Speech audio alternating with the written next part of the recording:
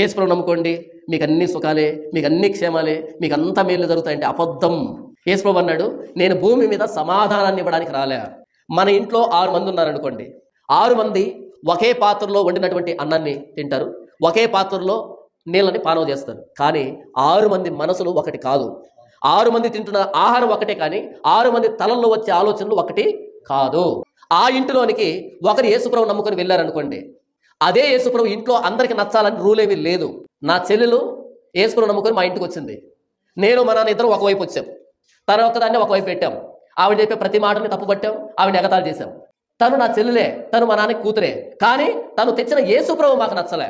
ఎందుకు మా చెల్లెల మీద మాకు కోపం వచ్చిందంటే, మా చెల్లెలు ఏమంటుందంటే, సినిమాలకు వెళ్ళకండి, బూతులు మాట్లాడకండి, తప్పు చేయకండి అంది. ఇప్పుడు ఆ యేసుప్రభు మాకు కూడా నచ్చాలంటే ఏం చేయాలి? సినిమా ఇష్టం ఉంటే వెళ్ళండి, ఇష్టం లేకపోతే పోకండి, దొంగతనం ఇష్టం ఉంటే చేయండి, లేకపోతే చేయకండి అని చెబితే ఈ యేసుప్రభు మాకు నచ్చుతాడు.